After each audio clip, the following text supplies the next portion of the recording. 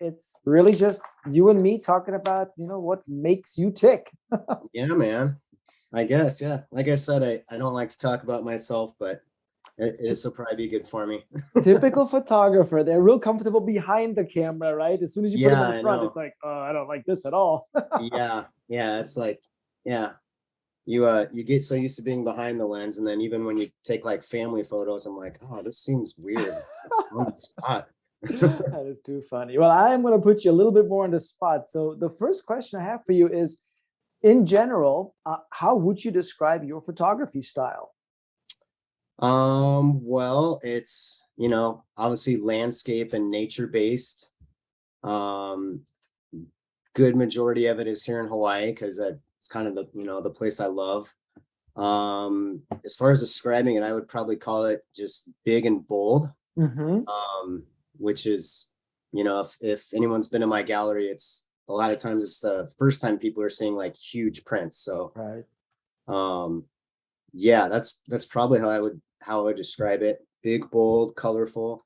I like it. I like it. Yeah, and it definitely, I mean, from some of the stylization that you're doing and the shots, the way you do it, I don't see you as a total purist. Like you're not locked into, always do this aspect ratio, always do this crop. It seems like whatever makes the biggest impression, that's what you're going with.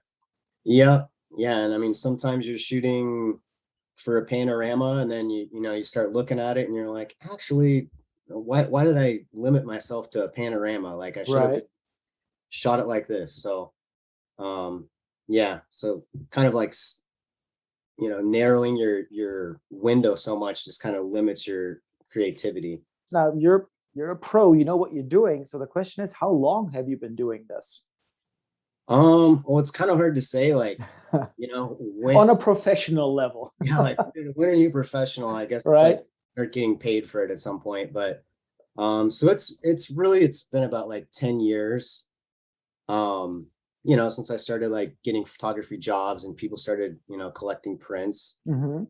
things like that. But I mean, really it's, I had a little camera as a kid. I mean, my first digital camera was probably like 2 megapixels or something like Mm-hmm. that. And I thought it was like the coolest camera in the world, which it was at the time. And then, Yeah, right.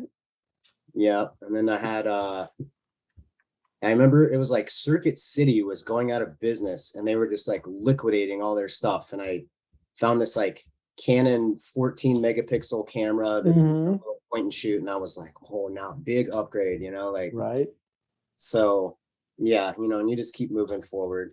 I was a guest photographer in a gallery before having my own gallery and just, kind of eventually was like, I'll just open my own. Yeah, yeah, yeah. So So yeah. that's when it turned into a career, right? So was that a conscious choice to say at one point, hey, this photography is going to be my job. I'm not going to just pursue it as a hobby anymore. Like when did it become your career choice, basically? Um, yeah, I mean that's tough because I used to have another full-time job and then, was doing photography as well.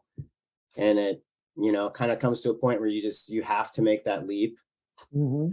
And, I kind of left my 8 to 5 job in the position of like, well, I can always go back to that if I need to, it's kind of like, and just see what happens. Right. So and you're so nervous because I have a family, so it's like, Of you got to course. support the family, so you can't just be a starving artist. So, Yeah, right. Yeah. you know, That's a big leap of faith. That is for sure. it Yeah. is for sure. Who would you say were your influences, or was there someone that influenced you the most over the years to get to where you are now? I would say probably I, the biggest influence to me was I took this trip to Kauai actually, and it was first time being back in Hawaii, since I was kind of a kid. Mm-hmm. Um, and there was an art gallery I walked in that was photography, and it was Aaron Feinberg, Mm-hmm. and I don't know if you've heard of him, but Yep. and then I just like started following him, and I was like, man, this is so cool, and you just like fall in love with Hawaii, and then throughout the years we became really good friends. So No, it's wonderful. yeah, so we have totally different styles. Um, we both have galleries, and we bounce ideas off each other all the time, but it's yeah, he's been an inspiration. I mean, there's so many photographers that I love their work though. It's Yeah, like other Hawaii photographers like Nick Selway, right. one of the ambassadors. I've always liked Nick's work. Um, David Thompson is someone else I've always followed and enjoyed his work. I mean, there's that list can just go on and on. Uh-huh. Well, I mean, it's not like you have a lack of, items to shoot in the islands. I mean, that's probably why so many photographers gravitate towards that, because you have the benefit of going to your backyard essentially and capturing amazing pictures. So I can see why it's a tight Yeah, community. yeah, it is. And yeah, it's just Hawaii itself is just very inspiring. Yeah. Like always has been to me. And it's yeah, just always a constant adventure. What is the most rewarding part of being a photographer? I mean, obviously you get to see beautiful places 24/7, but for you on a personal level, what do you feel like you get the most reward out of? I mean, I would say just like, the joy that it can bring other people, or Mhm. the inspiration that it can bring other people is probably the coolest part. And then like, I mean, for me, it's in the digital age now, like so many people just they take photos and they have them, but they don't get to see it printed. Right. So, having getting to see your work printed that big, it's really rewarding, to see it yourself. Right. And it's also just kind of feels like now the photo is born, like now it's complete, it's like otherwise it's just there, on this nice 27, 30-inch screen or whatever, but it's Right. not real yet. So I can relate to that. I think there is something, once it's tangible, once you actually see, what your imagination and your equipment produced, it feels different. I mean, yeah, you can have a really high-end monitor and you can put the picture up there and look at it and go, "Ooh, that's nice." But it for some reason it just doesn't interact with light the same way. It doesn't feel as alive as it does yeah, in print. yeah, that's why like people should do test prints too a lot, just Mhm. even little 8x12s, 12x18s or something where you can just, actually Hold it touch. and yeah. Yeah. Yeah, It, that is a really good point. I can totally see how that is rewarding. And knowing that not only it's like, okay, now I have this physical piece, but you have the know-how and you put the work in to make it work at the size that you do it at. That has to feel great, because lots of people can snap a great photo these days. They whip their phone out, snap, ooh, sunset. But not yeah. everyone can print what you have behind you on your background at the scale and vibrancy that you do it at. So that has to be rewarding for sure.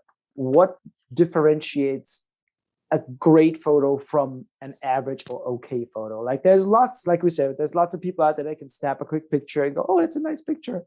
Where do you see the line going from amazing, great to average? Yeah, it's usually just something that's very unique about the scene.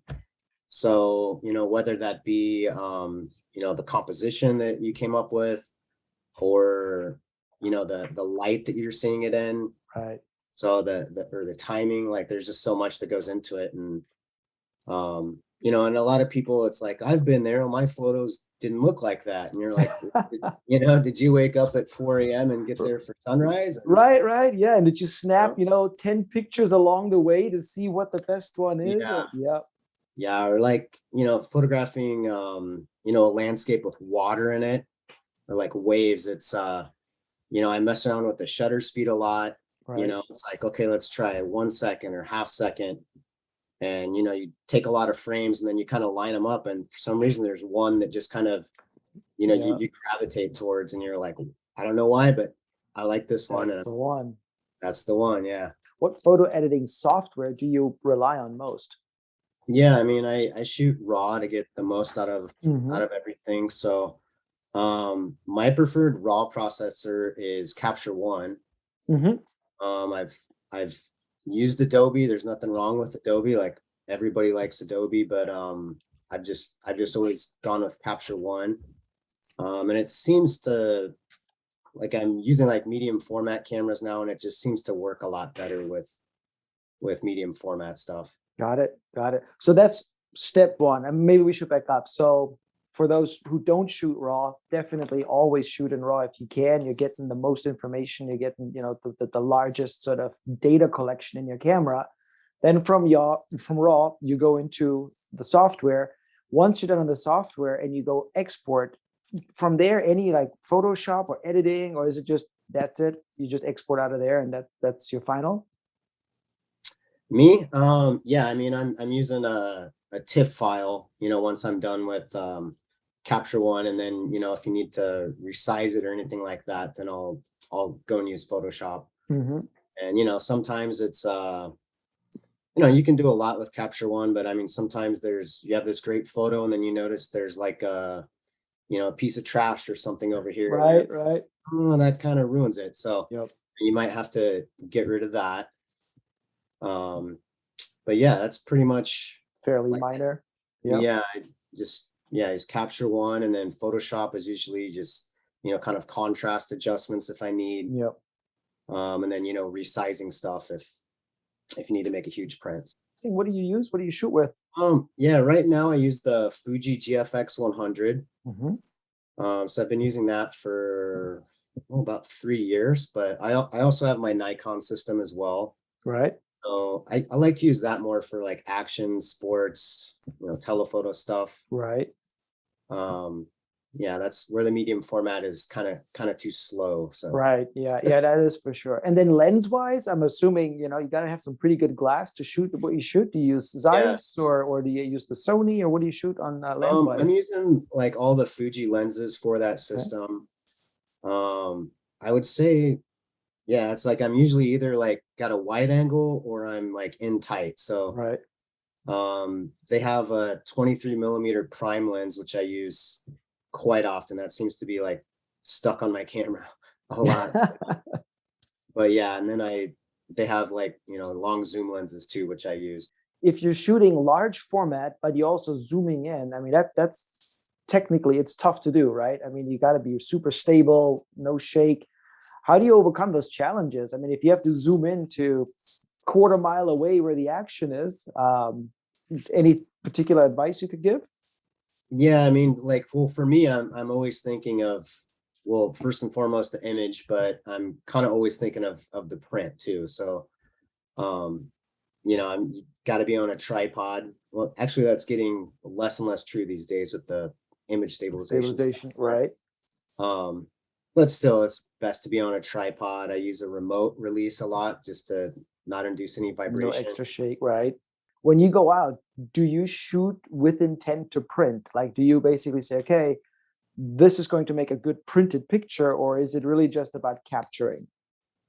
I mean, it's kind of both, just because it's like, I'm photographing something that, I think is like I enjoy, it's beautiful. And sometimes I'm not always thinking about like, I'm going to print this 40 by 60. It's going to go right here. It's, but you do photograph for print. So, like I remember shooting waves with a friend of mine, and he was like, man, why do you stop down to like F10? And I'm like, because I'm trying to make a print. And he's like, oh, I'm always just shooting it, wide open 2.8. And I'm like, because you're not going to make a big print out of this. That's not your intent, so. Got it. So a little different thought process, I guess, in the front end really does help just planning your shoot, right? Yeah, definitely. Yep. And, you're getting your settings down that, what's going to work good for print. And, sometimes you're like, well, I could just shoot this, but at 60 inches, this is going to be out of focus. So I might need to focus stack it. Yeah. And, something like that. So. Brilliant. Yeah, kind of always thinking of the print. Speaking of print, I mean, I know you've done quite a few different substrates with us, but do you have a personal favorite for output? Yeah, I mean, my favorite is always the acrylic face mounts. But yeah, and then I use the Fuji Flex paper a lot, and then also the Kodak metallic. So those are kind of my two go-tos. And yeah, the TruLife acrylic to me is, I mean, that's like my favorite way to view photography. It's kind of gives you, still kind of that glossy look, but without all the reflections and stuff that come right. Be distracting. So absolutely. In fact, that case in point, the print behind me, it's a TruLife print, and if this wasn't TruLife, you'd be looking at a mirror right now because the acrylic Yeah. would be so shiny, right? So I could totally see in the gallery, it makes a huge difference.